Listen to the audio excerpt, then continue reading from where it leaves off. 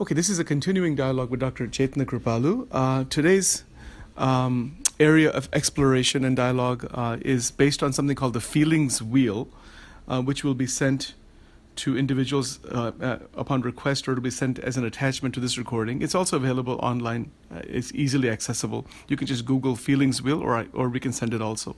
So my question is regarding the word feeling itself. This is a very common word that we use to describe something that is happening within us. So I was wondering if you could shed some light on what is your understanding of emotion in general, emotion or feeling. What is your vision of that? Now, you can answer the question however you want, in a more general sense, or if you want to put it in the context of physical health, you can put it that way.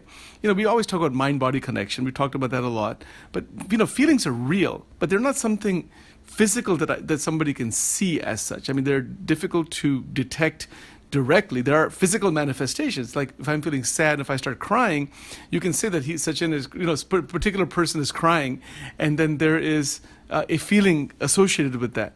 You can answer this however you want, or explore it. But I want to see what your thoughts are about this. Yeah. So obviously that's a big, It's a big area. emotion. Yeah. There's a sense that emotion is also energy in motion. So there's energy involved in all feelings. There are negative feelings, positive feelings. Like this, the wheel will also say feelings when your needs are met, because we have all kinds of physical needs. We have, just day-to-day life needs. And then so there's different kinds of feelings that come about. Feelings when needs are not met. That's nicely shown diagrammatically here. So, your thoughts on this in terms of physical health, in terms of meditation, or wherever you want to go with that. Feelings are developed, or emotions, yes, and it is energy in motion, because emotions probably develop from the feeling. Meaning, for example, I think the way I can think about it is it starts with a thought.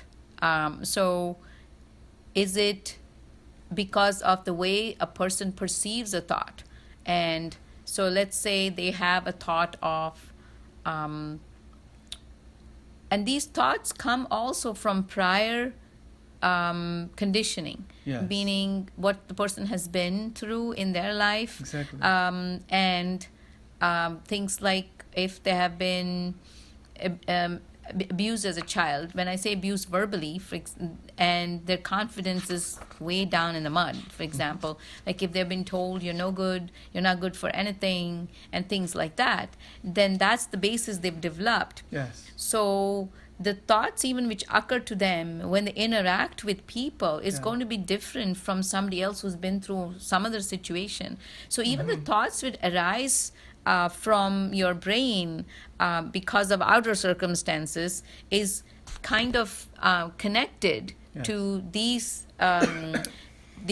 situations that person has been, and so the conditioning which happens from that, or the belief system which has been developed because of that. So for example, if this is the situation in a child of sense of abandonment and not being cared for their potential, or so there is a sense of mistrust, and they can have a situation where they grow to be a teenager, and somebody comes into their life, for example, a girlfriend or a boyfriend, whoever, and they come in and they keep telling them, I love you, and that's a good situation to be. For a person who grew up in love, it's different, because they learn to trust the other person, and that is a relationship being formed.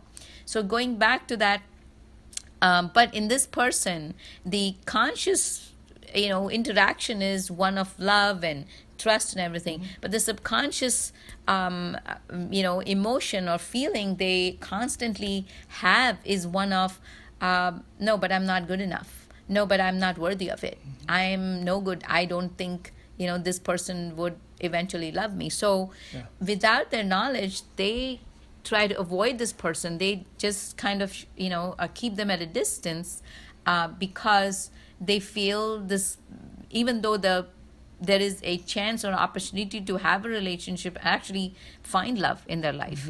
So so what I'm trying to say here is, it's such a general term about feeling and emotions. It depends on the person's conditioning of what they start feeling. So a general emotion of somebody who's brought up in a good environment, and they're okay, they just are happy-go-lucky and everything. Yes, the thought impulse, whatever, positive things come, they embrace it and they go with the feeling.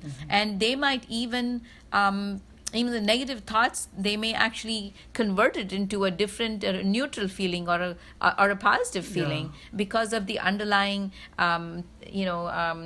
conditioning which they have been through. So I think that really makes a difference of how these feelings and emotions occur. For somebody who has been through a lot in their life, everything may sound bad. Even a little bit of somebody's trying to correct them may seem like, oh, this person's trying to find fault with me. It's an abuse, and their emotions may be something completely different, as more defensive that can be, or just a way to cry for everything. So the question I had, because there's a lot that you just covered right now, you used the expression belief system.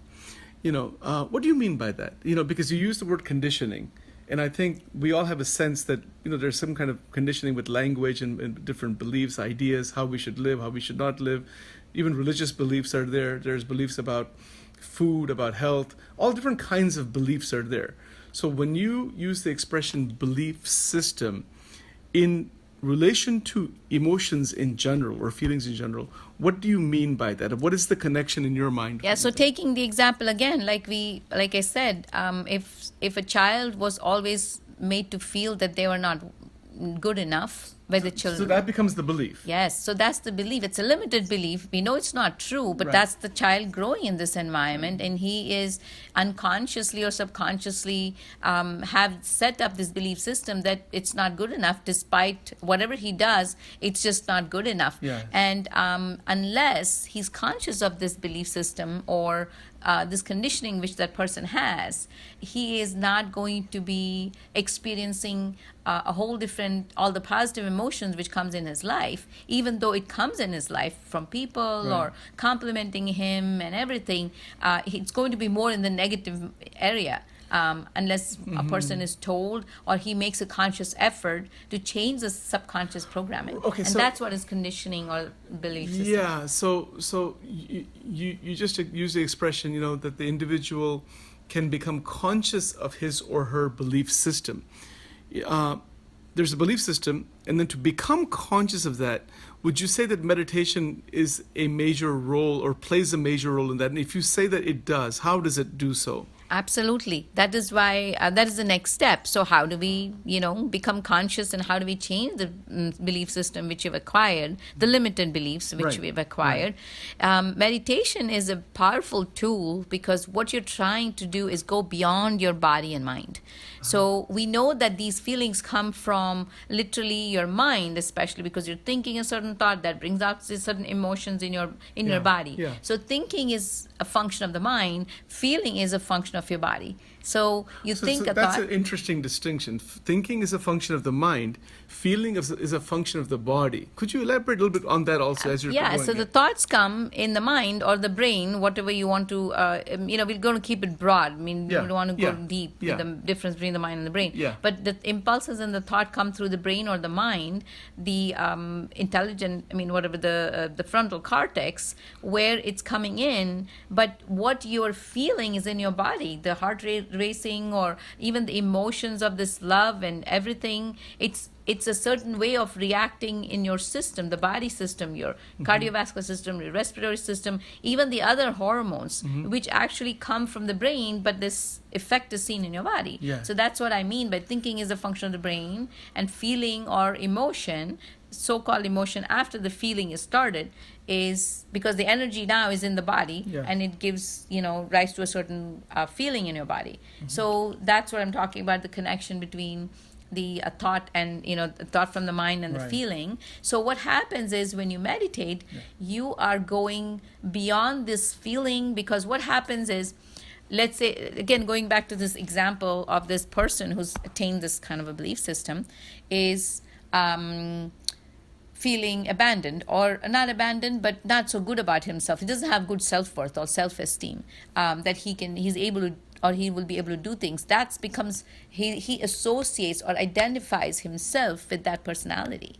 And what meditation allows people to do, of course, going deep enough, is to go to that point where you go beyond that, beyond your body. And there is a space you can go by meditation, beyond the body and the mind. And that is when you know you are a greater being than your body and mind, that allows you to move from this conscious to experience or look into your subconscious and the limited beliefs, and to be able to be in a position or in a state to change it.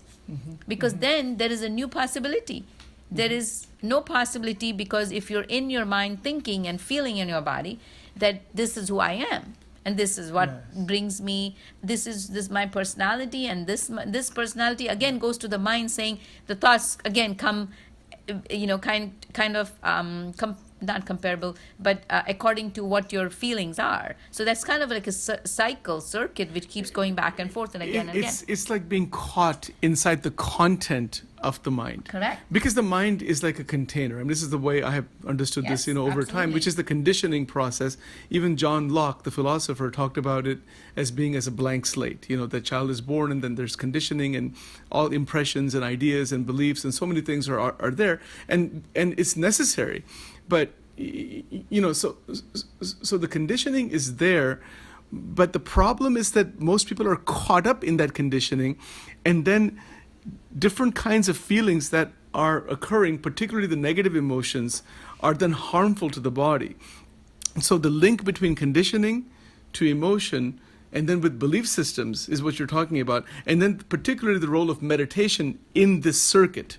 Yes, absolutely. So what meditation does, like I said, you go beyond the mind and body when you can create a new possibility. Like that is the step when you have to think. And when I say think, looking outside even the box. looking outside the box and saying, what do I really want? The first thing it allows you to do is there is more. It's not that you have to be stuck in your mind and the body. Yes. So it's not anymore. Or circumstance even. Correct. It's just that you can actually be somebody else. Yes. You have the power to be somebody else. You have the power to manifest what you want. You have the power to create your future. And all these things only come when you go to the neutral space, because otherwise you're repeatedly caught in the same, mire or whatever you call it. So that is an extremely powerful statement you just made, at least in my mind, going to the neutral space. Most people are generally not aware that that's there. Is that neutral space a creation out of meditation, or is it actually there that you just become aware of due to meditation? Perfect. It's not outside, it's all in there. The problem is, because we are so caught up in our mind and the body, we don't realize there is something else there. So with meditation, it takes away all your focus on your mind and your body, and then you realize that there is a neutral space. There is something more in you, which is actually seems much more redeeming, meaning or there's a calmness there. Exactly. So there silence is there. There's this unique silence where there is a sense of calmness in it. And you feel like that feels good at that time. I don't mean feeling emotions in your body. No. There is this different sense of calmness. There's a different sense of feeling good, where you... It's almost like a liberated feeling. Correct. Liberated so from the vortexes that are within our mind. Yes. The continual rolling around of the content in the mind. We feel stuck because we are confined in our body and mind. So I think we're going beyond that. You don't feel stuck anymore. And that is why that opportunity needs to be taken at that space where you want to really introspect what you actually want from life. Because you might want a lot of things in your conscious mind, but it's not happening because your subconscious mind sabotages everything. That is the saboteur, which is a problem, and that's why we can't move on. There's also a nice picture of the conscious and the subconscious mind with the iceberg analogy. I think you've seen that, right? Yeah. So anyway, go ahead. Yeah. Yeah, so that is the thing. So it obstructs you. So it's kind of like a writer's block. So if somebody's writing a book, there is something I heard the other day. There is a biologist, and his name is Bruce Lipton. He always talks about it. He's written a lot of books now, but when he used to sit down to write books, he knew all the theory. He knew all the things which he wanted to put in the book. But there was always a time when it came to publishing or anything, there was a huge block because his subconscious mind always told him, there's so many people, I don't think they're going to agree with what you're saying, or this is not going to work. Nobody's going to read your book. So these are all developed from your conditioning over time. In his case, he is from I can't remember now, Stanford or Harvard, where he was doing research and everything. But when he came on to something different, which is completely different from the standard belief system, that's why his first book was called Biology of Beliefs. Everybody shunned him. Nobody appreciated. In fact, he was fired, or he had to leave the prestigious university. So those are all which becomes your conditioning in the subconscious mind without even knowing. So those are your blocks, which become a problem for you to go beyond it. So this is why meditation is important, because when you go into that space, you become whole, because you are whole. But we have considered, our mind tells us otherwise, your body tells us otherwise, that you're not, you're this or you're that, constant chatter in your mind. So that is the one to overcome. That is why you need that specific space to create space. Your new future, so you can be whoever you want, but you got to do it in that space, because that's when you don't identify yourself to your current personality. So are you saying that through various types of meditation, there is a neutral space that one comes upon, and in that neutral space, then one becomes a creator of something totally new? Are you saying that there's thoughts that occur in that space, thoughts and emotions of different type, or there's actually no thought or emotion, there's just blankness? It's maybe a little bit of a tricky question. I don't mean it that way, but because the follow-up with that also would be, what is the difference between that neutral space and just totally just falling asleep, like deep sleep? When somebody's in deep sleep, even the EEG and all the different scanning that is there neurologically shows that there's a very significant change in the brain. There really isn't any experience in deep sleep. So how is deep sleep different from the neutral space that you're talking about? So that's another follow-up question. Maybe it's all connected together. I don't know how you want to go into that. Yeah, so there is a neutral space, and the only difference in deep sleep is you're unconscious in deep sleep. So that's the big difference. So you're totally unconscious in deep sleep, right? So here you're conscious of that neutral space, which is the consciousness. We can go into details, but this is a conscious feeling where you can actually appreciate this neutral space of calmness and feeling a whole and being in that extreme unconditional love. And there's so many descriptions to it. Yes, it's a type of freedom. Exactly. So that is, you're conscious of that feeling. That's the only difference. In sleep also you disconnect, but then you are unconscious.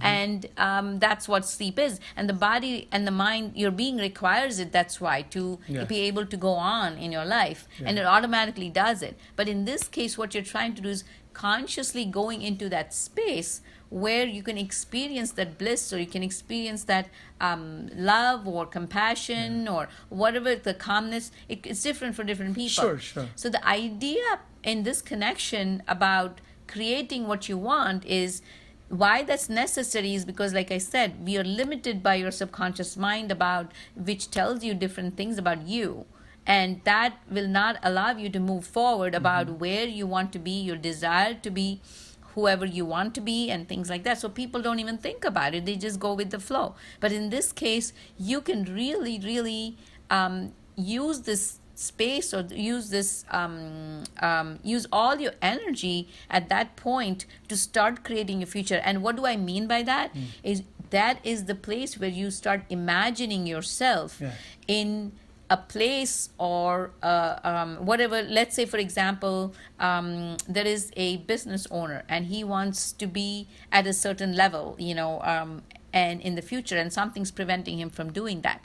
So what you're trying to use here is fantasizing, literally dreaming, because that's the best way to put it, and visualizing. There's all different kinds of things. The easiest thing is fantasizing, and the reason why fantasies are so beautiful is because it's so beautiful because you imagine yourself in that situation with all the emotions and feelings, how you're going to experience or when you've already achieved it. Yes. Because that is the most important thing. Law of attraction. Exactly. So your vibration, coming into the vibrational world, we're all into the vibrational world. Again, the subconscious mind gets you into a certain vibration level, and unfortunately that's all you start attracting, and that's the law of the universe, the law of attraction. So things keep happening to you. But when you go into this neutral space, you allow yourself to move into a higher vibration, what you actually want, because you're imagining and picturing yourself in that situation, having achieved whatever the goal you want to achieve, and how do you feel when you've achieved it. Yes. So that's a really heightened state of vibration,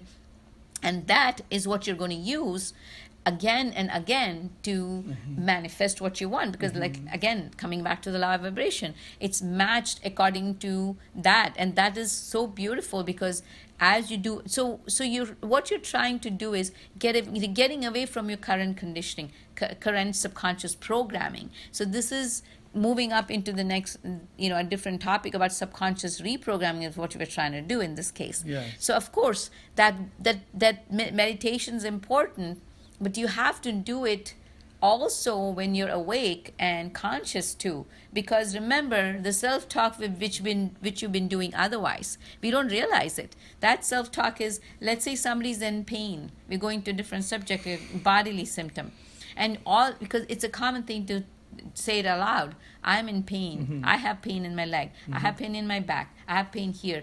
But what you're trying to do is, it's the connection between your mind and your body. So you're constantly telling your body you are in pain. You are weak. This is how you are, and it's going to get worse. You know how the mind goes. Right. If this gets worse, then I can't walk. Then what will happen? Right. So you're really telling your body what you are going to go through. You want to change and you that. are. Yes. So you have to change that. Once you do that in meditation and set it in motion, you want to use certain affirmations or certain opposite stuff. So for example, if you feel like, yes, you have pain, and people may say, yeah, but that's the reality. Yes, but we're trying to change the reality. Exactly. That's the whole idea. So and you're not to be stuck there. Yeah.